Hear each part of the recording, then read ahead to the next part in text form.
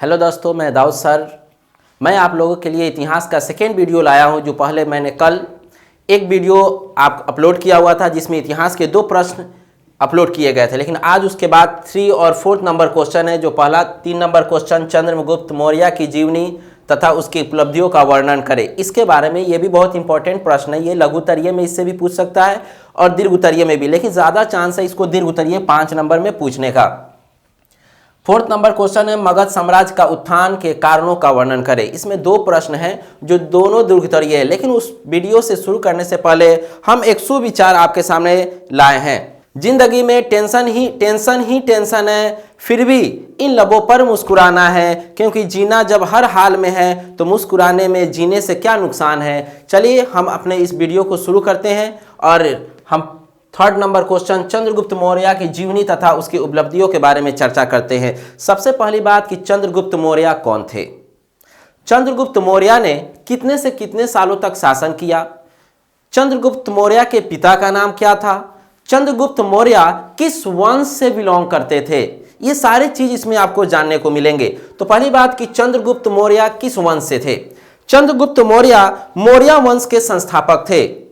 चंद्रगुप्त मौर्य को एक नया नाम दिया गया था जिसको कहा जाता था मुक्तिदाता। मतलब वह अपने जमाने में इतने प्रचलित थे कि उनको मुक्तिदाता के नाम की उपाधि मिल गई। दूसरा बात कि उनकी शासन 300 से लेकर के 321 बीसी तक चला। मतलब 300 ईसा पूर्व से लेकर के 321 ईसा पूर्व तक चला। मौर्य वंश के संस्थापक समुद्रगुप्त थे, लेकिन उनके पुत्र चंद्रगुप्त थे। तो चंद्रगुप्त के बारे में इसमें चर्चा की गई है, न कि समुद्रगुप्त के बारे में। समुद्रगुप्त सिर्फ उनके पिता थे, लेकिन खास तौर पे इसे ध्यान देना है कि चंद्रगुप्त कौन थे। चंद्रगुप्त के शासनकाल कब से कब तक चला। चंद्रगुप्त ने क्या क्या किया। चंद्रगुप्त के शासन करने के टर्म में क्या उनकी प्रजा उनसे खुश थी या नाखुश थी, इसके बारे में जानने को मिलेगा। पहला जीवनी के क्रम में। दूसरा का टर्म इसी में आपको मिलेगा उपलब्धियां। उन्होंने अपने शासन काल में क्या क्या शिक्षा दिया लोगों को, वो उपलब्धियां क्या क्या दिया, वो क्या चीज दिए जिन्होंने आज भी जिनको हम लोग याद करते हैं चंद्रगुप्त मौर्य मुक्तिदाता के नाम से। तो चलिए जानते हैं चंद्रगुप्त मौर्य को मुक्तिदाता क्यों कहा जाता है, या विजेता के नाम से भी जाना जाता है। विजेता क्यों कहा जाता है, क्योंकि उन्होंने कई साम्राज्य को अपने कब्जे में कर लिया, कई राज्य को जीत लिया। यहां तक कि आसपास के जितने राजा थे सभी उनके पैरों तले आकर के गिर जाते थे। वह इतने महान थे। चंद्रगुप्त मौर्य कई भाई बहनों से जुड़े हुए थे, लेकिन जब चंद्रगुप्त मौर्य जो थे अपने भाई बहन में सबसे बड़े नहीं थे, वह बीच के थे। समुद्रगुप्त मौर्य अपने जीवन काल में ही, समुद्रगुप्त मौर्य अभी मृत्यु नहीं हुआ था, तभी चंद्रगुप्त मौर्य को गद्दी पर बैठा दी गई। लेकिन सोचने वाली बात है कि जब चंद्रगुप्त मौर्य जब बड़े भाई नहीं थे और ना ही छोटे भाई थे, तो फिर उन्हीं को बीच वाले भाई को गद्दी पर क्यों बैठाया गया। पिता का तो पूरा हक बनता है कि बड़े पुत्र को राजकुमार बनाना, बड़े पुत्र को राजा बनाना। फिर चंद्रगुप्त बड़े बेटा भी नहीं थे समुद्रगुप्त के, तो फिर उनके बेटा बड़े बेटा क्यों नहीं बने, ये क्यों बने। समुद्रगुप्त को पहले से ही पता था कि मेरा सभा, मेरा राज्य, मेरा साम्राज्य, मेरा पद अगर कोई बरकरार रख सकता है तो उनका बेटा चंद्रगुप्त था। इसलिए उन्होंने सबसे पहले चंद्रगुप्त को ही चुना कि हम अपने गद्दी पर या हम अपने जगह पर अपने बेटे चंद्रगुप्त को बैठाएंगे। लेकिन चंद्रगुप्त को बैठाने के बाद पूरा साम्राज्य अजीब सी भावना उत्पन्न करने लगा कि बड़े बेटे को न बैठा करके वो छोटे बेटों को बैठा रहे हैं। दूसरी बात कि अपने घर के अंदर में ही कलह उत्पन्न हो गया, अपने घर के अंदर में ही झगड़ा उत्पन्न हो गया कि बड़े बेटा को न बैठा करके माझिल बेटा को, बीच वाले बेटा को बैठाया जा रहा। क्या कारण है। सारी संपत्ति क्या उन्हीं को दे दी जाएगी, क्या वो हमारी हक नहीं है। छोटा बेटा अलग रूसा फूला था, बड़ा बेटा अलग रूसा फूला था। रिश्तेदार अपने दांत किटकिटा रहे थे कि हमको भी तो जगह दे देनी चाहिए था, कोई ना कोई पद। लेकिन ये सारी चीज को छोड़कर समुद्रगुप्त सीधे अपने छोटे माझिल बेटे चंद्रगुप्त फोकस करते हैं। उन्हें लगा था कि चंद्रगुप्त एक ऐसा इंसान है जो हमारे राज्य गद्दी को बरकरार ही नहीं आगे तक बढ़ा सकता है, हमारी वंश को आगे तक चला सकता है। इसीलिए चंद्रगुप्त को वह गद्दी पर बैठाए थे। तो चंद्रगुप्त की जीवनी क्या थी? चंद्रगुप्त की जीवनी अगर इससे भी ज्यादा जानना है तो मेगास्थनीज के इंडिका पुस्तक में इसके बारे में बहुत अधिक मात्रा में बखान की गई है। यह पुस्तक जो इंडिका पुस्तक है, यह बहुत अधिक मात्रा में चंद्रगुप्त के बारे में बताई गई है। चंद्रगुप्त मौर्य 321 बीसी मतलब 321 ईसा पूर्व से लेकर के 300 ईसा पूर्व तक अपने शासन को चलाया। अपने शासन को चलाते समय वह अंतिम दिनों में वह अपने शहर मैसूर के तरफ लौट गए। वह अपने शासन काल में 321 से लेकर 320 ईसा पूर्व तक जब वह अपने शासन काल में थे तो शासन काल के बाद वह अपने गद्दी को वह त्याग दिए। कुछ सालों के बाद उन्होंने शासन किया और शासन करने के बाद गद्दी को त्याग दिया। गद्दी को त्याग करके उन्होंने एक धर्म को अपनाया। वह धर्म था जैन धर्म, और जैन धर्म को अपनाकर वह मैसूर के तरफ रवाना हो गए। लेकिन यह भी बात है कि जैन धर्म क्या है, लेकिन हम जैन धर्म की तरफ जाएंगे नहीं, लेकिन थोड़ी सी तवज्जो दे देते हैं जैन धर्म क्या है। जैन धर्म के प्रवर्तक और 24वें गुरु महावीर स्वामी को माना जाता है, जो बहुत ही सर्वश्रेष्ठ महात्मा थे, जिन्हें भगवान की उपाधि भी बाद में मिल गई। लेकिन पहले वो महात्मा के रूप में थे। एकदम जैन धर्म के महावीर स्वामी जो थे एकदम नॉर्मल इंसान थे। उन्होंने भी 29 साल तक अपने घर परिवार को चलाया। आगे चल करके उन्होंने भी शिक्षा की उपाधि के लिए अपने परिवार को त्याग दिया, जंगल में चले गए, कहाँ कहाँ भटके, तब जाकर के उनको ज्ञान की प्राप्ति हुई। बाद में आज के ज़माने में जैन धर्म नहीं रहा। जैन धर्म के दो भागों में बांट दिया गया है, एक श्वेतांबर, दूसरा द्विगांबर।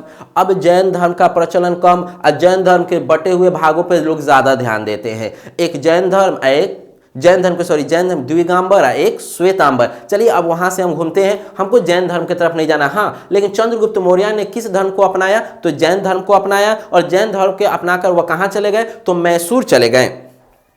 मैसूर के निकट श्रवण में बेलगोला नामक जगह पर इनकी मृत्यु भी हो गई। यह जब मैसूर आए तो बेलगोला नामक जगह है एक, जहां पे उनकी मृत्यु हो गई। इनके मरने के बाद बेटा बिंदुसार मतलब चंद्रगुप्त मौर्य का बेटा, उनका बेटा बिंदुसार अगला साम्राज्य को संभाला। मतलब 300 बीसी के बाद से वह बिंदुसार चंद्रगुप्त मौर्य के साम्राज्य को संभाला। उसके बाद अब इनके बारे में पढ़ना है इनकी उपलब्धियां। हमने जीवन पढ़ लिया। चंद्रगुप्त मौर्य मौर्य वंश के संस्थापक थे। उन्होंने 321 से लेकर के 300 बीसी तक अपना शासन को चलाया। बाद में इस शासन का अंत कर वह शासन को छोड़ करके वह जैन धर्म को अपना लिए, और जैन धर्म अपना करके वह मैसूर चले गए। मैसूर जाने के बाद बेलगोला नामक जगह पर उनकी मृत्यु हो गई। उनके मृत्यु के बाद उनका पुत्र बिंदुसार आया, जो 300 ईसा पूर्व से वह अपना साम्राज्य चलाना शुरू किया। अब हम इनके जीवन के बारे में समापन करते हैं और उपलब्धियों के बारे में वर्णन करते हैं। इनके कौन कौन सी उपलब्धियां थी, तो आइए जानते हैं चंद्रगुप्त मौर्य की उपलब्धियां। चंद्रगुप्त मौर्य वंश के सबसे प्रतापी राजा थे और दानी राजा भी थे। प्रतापी करने का मतलब युद्ध में कभी हारने वाला नहीं, हर युद्ध का सामना करने वाला। कई राजा होते हैं, युद्ध की बारी आती है तो अपने सेनापति, सिपाही और हर लोगों को युद्ध में झोंक देते हैं और खुद राजगद्दी पर बैठे रहते हैं। लेकिन चंद्रगुप्त मौर्य वैसे नहीं थे। वो हर युद्ध में आगे की तरफ खड़ा होते थे और पहले कक्ष में होते थे, युद्ध करने को तैयार होते थे। जिससे यह फायदा होता था क्योंकि जितने भी सैनिक, महामंत्री, सेनापति होते थे, उन सभी को एक अलग सी बल मिलती थी कि जब राजा ही युद्ध के पहले कक्ष में है, जब राजा ही युद्ध के सबसे अगले पंक्ति में है, तो हम पीछे क्यों रहेंगे? हम अपने राजा को सुरक्षा देंगे और हम पहले युद्ध करेंगे। हम राजा के लिए पहले अपना गर्दन कटवाएंगे। इसलिए उन्हें मुक्तिदाता का भी उपाधि मिला हुआ था। और राजा जो थे चंद्रगुप्त मौर्य, वह मौर्य वंश के होने के कारण एक प्रतापी राजा की भी उपलब्धि दी गई थी। उन्होंने राजा बनते ही सबसे पहले एक सेना का गठन किया। वैसा सेना जो किसी भी साम्राज्य को आंख मलते, चुटकी मलते ही वह समापन कर दे, एकदम खत्म कर दे। वैसे सेना का उन्होंने संगठन किया और सेना उस समय सबसे शक्तिशाली सेना माना जाता था चंद्रगुप्त मौर्य के जमाने का। चंद्रगुप्त मौर्य मतलब मौर्य वंश के सबसे प्रतापी राजा चंद्रगुप्त मौर्य थे। उनके शासन पर बैठते ही सबसे पहले उन्होंने सेना का संगठन किया। वैसा सेना जो चुटकी मलते ही, चुटकी बजाते ही कई साम्राज्य को समाप्त कर दे, वैसी सेना को उन्होंने आगमन किया। और उसका नेतृत्व वह खुद करते थे, न कि किसी सेनापति के हाथ में दिए थे। खुद उसका नेतृत्व करके वह कई राजाओं को हराया, कई साम्राज्य को जीता, कितने धन संपत्ति को अर्ज लिया, छोटे से साम्राज्य को बड़ा सा साम्राज्य बना दिया। भारत पर चढ़ाई कर शक्तिशाली माना जाता है। अब कह रहा है यूनानी सेना ने जब भारत पर यूनान की सेना ने जब भारत पर चढ़ाई कर दिया तो चंद्रगुप्त मौर्य ने अपनी वीरता को दिखाते हुए वह सेना को पीछे ढकेल दिया। जिस समय चंद्रगुप्त मौर्य सैनिक संगठन बना लिए थे, उस समय यूनान की सेना ने जब भारत पर आक्रमण किया, भारत पर चढ़ाव किया, तो उस समय चंद्रगुप्त मौर्य ने उस यूनानी सेना को पीछे की तरफ धकेल दिया। मतलब इतनी पावर थी चंद्रगुप्त मौर्य के सैनिक में कि यूनानी सैनिक जो उस जमाने में भव्य तरीके से अपने सैनिकों को लेकर आता, घुड़सवारी आता, तीरंदाजी आता, बर्छी भाले वाले आते थे, उसके बाद हाथी वाले आते थे, वैसी सेना को इन्होंने पीछे की तरफ धकेल दिया। चंद्रगुप्त मौर्य एक वैसे प्रतापी राजा थे और पीछे धकेल करके उन्होंने पंजाब को भी अपने कब्जे में कर लिया और सिंध को भी अपने कब्जे में कर लिया। यूनान को इतना पीछे धकेल दिया कि जो कि पंजाब पहले कब्जे में नहीं था, सिंध पहले कब्जे में नहीं था, अब पंजाब भी कब्जा में आ गया और सिंध भी कब्जे में आ गया। किसने कब्जा किया? तो चंद्रगुप्त मौर्य ने किया। और वो भी किसके बदौलत किया? तो वह सेना के बदौलत किया। और किस सेना को भगा करके कब्जा किया? तो वह थी यूनानी सेना। जो चंद्रगुप्त मौर्य ने यूनानी सेना को पीछे धकेल दिया और पंजाब और सिंध को अपने कब्जे में कर लिया। इसके कारण चंद्रगुप्त मौर्य की विजय हुई और उन्होंने एक सेल्कुलस नामक की उपाधि भी मिल गई कि चंद्रगुप्त मौर्य जो एक सेल्कुलस उपाधि उनको मिला, जो चंद्रगुप्त मौर्य ने शासन काल में उसकी उपाधि को जाहिर भी किया है। संधि के अनुसार सेल्कुलस अपनी बेटी का विवाह राजा चंद्रगुप्त मौर्य से कर देते हैं। चलिए थोड़ी सी, चंद्रगुप्त मौर्य ने किसको जीता? तो पंजाब और सिंध को अपने कब्जे में किया। लेकिन चंद्रगुप्त मौर्य के जीतने के कारण सेल्कुलस जो था वह एक राजा था जिन्होंने इनकी वीरता को देख करके अपने बेटी का विवाह चंद्रगुप्त मौर्य से कर दिया। चंद्रगुप्त मौर्य जब यूनानी शासन को धकेला तो पंजाब और सिंध को अपने कब्जे में कर लिया। इस कब्जे को देख करके सेल्कुलस वहां का राजा जो था वह देख करके अचंभित हो गया कि इतने कम उम्र का राजा इतना बड़ा सैनिक संगठन लेकर के, और वो भी सैनिक के आगे खड़ा होकर के इन बड़े यूनानी सेनानियों को धकेल दिया पीछे। तो उन्होंने सेल्कुलस ने इस चीज को देख करके अपनी बेटी का विवाह चंद्रगुप्त मौर्य से कर दी। इस प्रकार कह सकते हैं कि चंद्रगुप्त मौर्य ने एक विशाल साम्राज्य का निर्माण कर लिया। अब सोचिए, पहले चंद्रगुप्त मौर्य था भारत के अंदर, अब जब यूनानी सेना आई तो पंजाब को, यूनानी सेना जब आई तो चंद्रगुप्त मौर्य ने यूनानी सेना को धकेला तो पंजाब भी कब्जा में किया और सिंध भी कब्जा में किया। अब था पहले यहां भारत, अब भारत यहां आ गया। अब सेल्कुलस ने जब देखा कि चंद्रगुप्त मौर्य की उपलब्धि, तो अपने बेटी का विवाह कर दिया। तो सोचिए, पहले अकेले भारत का इतना सैनिक था, अब पंजाब और सिंध का भी सैनिक जब भारत के अंदर में आ जाएगा तो कितना बड़ा प्रतापी शासक और भी बन जाएगा। सोचिए, आपके पास 5 लाख रुपया है, आप पड़ोसियों का पैसा जब आप दबा लीजिएगा 5 लाख, तो आप बड़का संपत्ति वाला नहीं बन जाइएगा, आप 10 लाख का मालिक बन जाइएगा। उसी तरीके से चंद्रगुप्त मौर्य हो गया। पहले इतना छोटा सा सैनिक लेकर के यूनानी सैनिक को जब धकेल सकता है, तो पंजाब का सैनिक, सिंध का सैनिक जब साथ में आ जाएगा तो सोचिए यूनान का क्या दशा करेगा। यूनान तब विलुप्त हो जाएगा। इस तरीके के वो सैनिक को गुट बना लिया। अब चंद्रगुप्त मौर्य और ज्यादा प्रतापी हो गया, इतना अधिक मजबूत हो गया कि आप कल्पना भी नहीं कर सकते हैं। इस प्रकार हम कह सकते हैं कि चंद्रगुप्त मौर्य का विशाल साम्राज्य खड़ा हो गया। चलिए, यह चंद्रगुप्त मौर्य की समापन हुई। हमने जीवनी के बारे में भी बताया और उपलब्धियों के बारे में भी बताया। अगर इसकी आपको प्रश्न का उत्तर चाहिए तो आप कमेंट करेंगे, तो इस पे आपको कमेंट के जरिए आपको दे दिया जाएगा। जिन बच्चों को चाहिए उनको दे दिया जाएगा इसका आंसर। इसकी मतलब जितने भी अगर क्वेश्चन पढ़ाए जा रहे हैं उन सभी के नोट्स चाहिए तो आप व्हाट्सएप नंबर ले लेंगे, आपको यूट्यूब से मिल जाएंगे। उसके बाद से इसके उत्तर आपको PDF मिल जाएंगे, या जिस तरीके से आप चाहिएगा उस तरीके से आपको इसकी उपलब्धि करा दी जाएगी, आपको दे दी जाएगी। अब सेकेंड क्वेश्चन आता है, मगध साम्राज्य का उत्थान और कारणों का वर्णन करें। मगध साम्राज्य क्या था? जैसे कि मौर्य वंश क्या था, तो मैंने मौर्य वंश के बारे में बताया। अब पढ़ना है मगध साम्राज्य। चलिए हम मगध साम्राज्य की तरफ ध्यान देते हैं। मगध साम्राज्य का उत्थान राजनीतिक और पुरातात्विक है। मगध साम्राज्य जो था वह बहुत ही प्राचीन घटना है। भारतीय इतिहास के सबसे महत्वपूर्ण घटना में से मगध साम्राज्य आता है। मगध साम्राज्य आज की साम्राज्य नहीं है, चंद्रगुप्त मौर्य से पहले की साम्राज्य है। इसके बारे में भी बहुत अलग अलग तरीके से लोगों का कहना है। इसमें भी जितने भी शासक आए सभी का अलग अलग मानना है, सभी लोगों का अलग अलग कहना है। मगध साम्राज्य का उत्थान प्राचीन भारतीय इतिहास की महत्वपूर्ण घटनाओं में से गिनी चुनी घटना की गिनती की जाती है। मगध उत्थान उत्थान का निम्नलिखित उपलब्धियां भी है, इसके अलग अलग उपलब्धियां है। इसमें सिर्फ आपको उत्थान के बारे में बताया जाएगा, उपलब्धियों के बारे में ज्यादातर इस पे फोकस नहीं करना है। अगर ज्यादा आप उपलब्धियों के बारे में बखान कर दीजिएगा तो क्वेश्चन का आंसर सही नहीं लगेगा एग्जामिनर को, तो आपको नंबर नहीं देगा। इसलिए इसके बारे में ज्यादा बड़ा आंसर इसका नहीं है, नॉर्मली आंसर है, बस आपको 12-13 लाइन में लिखना होगा। उससे ज्यादा इसमें लिखिएगा तो आपको नंबर हो सकता है कि काट लिया जाए, या हो सकता है उसको उब जाए चेक करते करते नंबरे ना दे। हाँ, लेकिन इसमें है आपको ज़्यादा लिखना, क्योंकि इसको 2 टर्म से आपको लिखना होगा और पॉइंट बाय पॉइंट लगा करके लिखना होगा। अगर आप पॉइंट नहीं लिखिएगा, जीवन और उपलब्धियाँ, तो एक में समेट लीजिएगा चीट करके, तो समझिए कि नंबर में से कम देगा अगर अच्छा एग्जामिनर होगा तो, ना तो कौन होगा बीता से नापने वाला तो आपको पूरा दे देगा। चलिए तो हम जानते हैं मगध साम्राज्य। मगध साम्राज्य का उत्थान एक राजनीतिक मुद्दे के कारण हुआ था। यह एक महत्वपूर्ण स्थान निभाता है। मगध साम्राज्य एक राजनीतिक मुद्दे के द्वारा उत्थान उसका हुआ आया, और इसकी उत्थान होने का कारण राजनीतिक और पुरातात्विक भी था। महत्वपूर्ण स्थान रहा। प्राकृतिक मगध का वरदान के रूप में इसे दिया गया है। प्राकृतिक मतलब पुराने जमाने से पूर्वजों के द्वारा मगध साम्राज्य के कारण इसका उत्थान किया गया। इसमें भी कई राजा महाराजाओं ने शासन किया, साम्राज्य की पर अपना हुकूमत किया, कई साम्राज्य को अपने कब्जे में भी किया है। इसमें वरदान के रूप में दिया गया। यहाँ की काफी भूमिका, यहाँ की काफी उपजाऊ थी जनसंख्या। यहाँ की जनसंख्या बहुत अधिक मात्रा में थी। यहाँ की जो जनसंख्या थी अधिक मात्रा थी। एक मगध साम्राज्य इतना छोटा नहीं था, मगध साम्राज्य बहुत बड़ा था, इसीलिए कहा गया इसमें काफी जनसंख्या थी।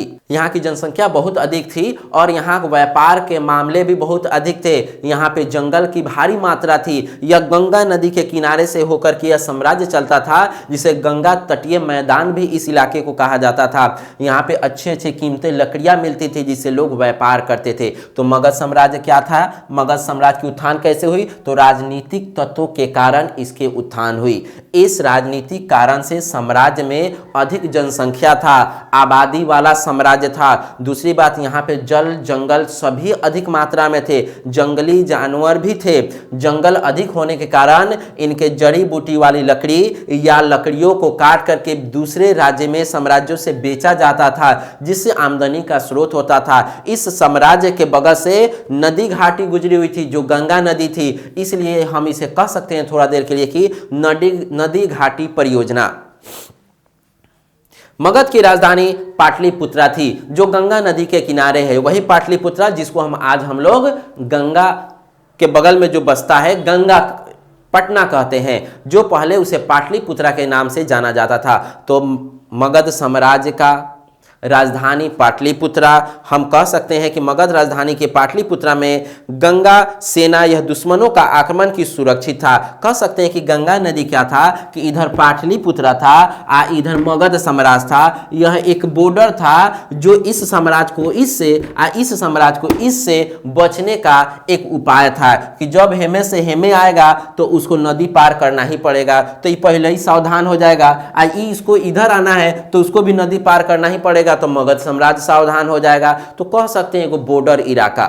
मगध, आपको हमने अभी बताया कि मगध की राजधानी पाटलिपुत्रा था, लेकिन इस मगध का साम्राज्य का मुहाना कहाँ था? तो वह गंगा, सोन नदी और गंडक के मुहाने पर यह था। कर हमने अभी बताया मगध साम्राज्य की राजधानी पाटलिपुत्रा, जो कि गंगा और सोन तथा गंडक के मुहाने पर यह साम्राज्य बसा हुआ था। यह साम्राज्य दुश्मनों से आक्रमण के लिए काफी सुरक्षित था, क्योंकि उसके मुहाने पर जो नदी था, किसी भी साम्राज्य को जब अटैक करना पड़ता था तो उस नदी के बहाव को और उस नदी के मुहाने से बच करके आना पड़ता था। जब तक वह बच के आता, जब तक मगध साम्राज्य उल्टे मुझ पर धावा कर देता, जिससे वह साम्राज्य विलुप्त हो जाता या खत्म हो जाता या पीछे भाग जाते या घुटने टेक देते थे, जिसके कारण मगध साम्राज्य बच जाता था। इसलिए कहा जा सकता है कि गंडक और सोन नदी के बचाव के कारण ही मगध साम्राज्य बहुत दिनों तक चला। यह साम्राज्य जो था, राजधानी जो था, यह राजगिरी के जो 7 पहाड़ियों से घिरा हुआ था। मगध साम्राज्य कैसे बना? तो 7 पहाड़ियों से मिलकर के बना था और 7 पहाड़ियों से यह घिर करके भी बीच में था, घिरा हुआ था। मतलब जैसे कि मान लिया कि आपके पिता, माता, बड़े भाई आपको किसी संकट से बचाने के लिए चारों तरफ से बच्चे खड़े रहते हैं कि हमारे छोटे भाई, छोटे बेटा, छोटे बउआ को न कुछ हो। उसी तरीके से मगध साम्राज्य को बचाने के लिए अगल बगल में 7 टापुएं, 7 पहाड़ियां थी जो मगध साम्राज्य को सुरक्षा करती थी। किससे? उन हमलावरों से जो मगध साम्राज्य के दुश्मन थे। वैसे हमलावर जो मगध साम्राज्य पे कब्जा करना चाहते थे, वैसे साम्राज्य से बचाना इन 7 टापुओं का काम था, 7 पहाड़ियों का काम था। और दूसरी बात, जब इनका मुहाना था जहां से मगध साम्राज्य घुसता और निकलता था, उस मुहाने पर सोन और गंडक नदी का मुहाना था। किसी भी साम्राज्य को अगर आना था तो उसी मुहाने से होकर के गुजरता, जब तक मगध साम्राज्य सावधान हो जाता था। मगध के पास एक से बढ़कर एक महाबली भी थे, और जैसे जैसे बिंबिसार, आजाद, समुद्रगुप्त, ये सारे जो थे ये मगध साम्राज्य के अंदर ही आते थे। हमने अभी थोड़ी देर पहले चंद्रगुप्त के बारे में बताया, उसका बेटा बिंबिसार था, उसका दादा समुद्रगुप्त था। तो ये सारे मगध साम्राज्य में ही आते थे, जो मुगल वंश, मौर्य वंश के संस्थापक माने जाते थे। तो मगध साम्राज्य में बहुत बड़े बड़े राजा आए और चले भी गए, लेकिन मगध साम्राज्य नहीं बिगड़ा। लेकिन बाद में इसकी अंत हो गई, आज इसकी समापन है। आज हमारा देश लोकतांत्रिक है, इसलिए हम कह नहीं सकते हैं कि लोकतांत्रिक होने के कारण फिर से मगध साम्राज्य आ जाए, ये संभवतः नहीं है, क्योंकि अब कोई साम्राज्य नहीं आ सकता। हम लोग बड़ी मुसीबतों से इसको लोकतांत्रिक को पाए हैं, अब नहीं चाहते कि फिर से गुलामी हो, अब फिर से राजा है। चलिए, तो यहाँ 2 प्रश्न हमने अभी आपको बता दिया। इसके पहले वाले वीडियो में भी 2 प्रश्न आपको बताए गए थे, हड़प्पा सभ्यता के बारे में और सिंधु घाटी सभ्यता के बारे में। चलिए, ये 2 प्रश्न हो गया, और इस पे ध्यान दीजिए और इस प्रश्न को सुन करके आप इसका लाभ उठाइए और अपने दोस्तों को भी लाभ उठाने का मौका दीजिए। कोशिश कीजिए कि इससे आपको ज़्यादा से ज़्यादा लाभ हो और ज़्यादा से ज़्यादा पढ़िए, क्योंकि ये ज़्यादा से ज़्यादा क्वेश्चन आने की संभावना है 2021 में, और यह प्रश्न आएगा ही। 100% चांस है कि यह प्रश्न आएगा। यहीं पे हम अपने वीडियो को समाप्त करते हैं। Best of luck. कोशिश करेंगे कि हमारा यह वीडियो अच्छा लगा होगा आपको, और अच्छा लगेगा क्योंकि यह प्रश्न सभी आने वाले प्रश्न हैं। अगर ये वीडियो मेरा अच्छा लगा तो सब्सक्राइब कीजिए, लाइक कीजिए और बेल आइकन को जरूर दबाइए। Good bye.